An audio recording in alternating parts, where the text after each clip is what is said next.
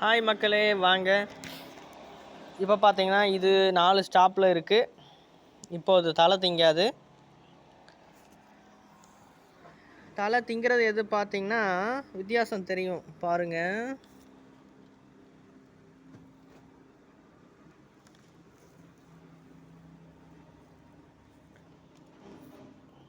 இந்த புழுவுக்கும் வித்தியாசம் தெரியுதா?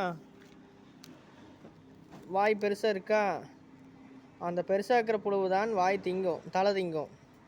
இந்த சிறுசாக இருக்கிற புழுவு தலை திங்காது, ஏன்னா அதில் ஸ்டாப்பில் இருக்குது. இதுக்கப்புறம் ஒரு வாரம், அதாவது 12 வேளை தலை சாப்பிடும். அப்புறம்தான் இது கூடு கட்ட ஆரம்பிக்கும். இப்போது ஸ்டாப்பில் இருக்குது, 4வது ஸ்டேஜ். இந்த பாம்பெல்லாம் சட்டையை உரிக்குமால, அது மாதிரி இதுவும் உரிக்கும்.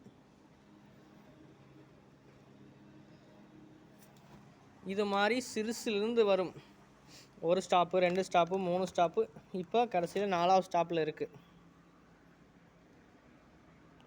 இந்த ஸ்டாப் தெளிஞ்சது மட்டும்தான் தலை திங்கும். இதோட வாயை பார்த்துட்டிங்களா? மற்ற புழுவோட வாயை பாருங்கள். இந்த வாய்க்கும் இந்த வாய்க்கும் எப்படி இருக்குன்னு. அப்படியே சட்டை மாதிரி விட்டுட்டு வரும்.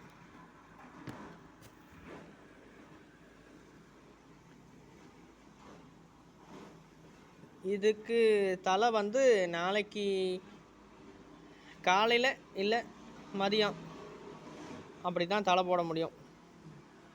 எல்லாமே இந்த புழு மாதிரி தோலை உரித்து வரணும். அப்போ தான் அது தலை திங்கும். இதுக்கு மேலே நான் இப்போ சுண்ணாம்பு அடிக்க போகிறேன்.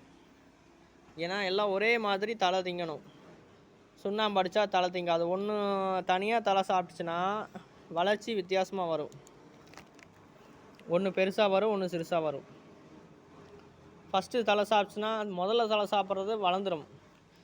2வது லேட்டாக சாப்பிட்றது அதை விட கொஞ்சம் வளர்ச்சி கம்மியாக இருக்கும். அதனால் ஈவனாக சாப்பிட்றதுக்கு சுண்ணாம்பு அடித்து விட்டால் அந்த தலையை சாப்பிடாது. நான் இப்போ சுண்ணாம்பு அடிக்க போகிறேன். அதுக்கு முன்னாடி உங்களுக்கு சொல்லணும்னா இதை எடுத்தேன். ஓகே, நன்றி, பாய் மக்களே.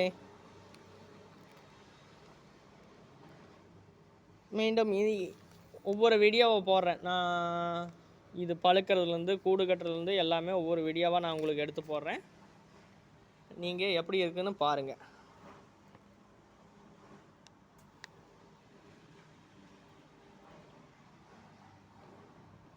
ஓகே, நன்றி மக்களே. பாய் பாய் பாய் பாய்.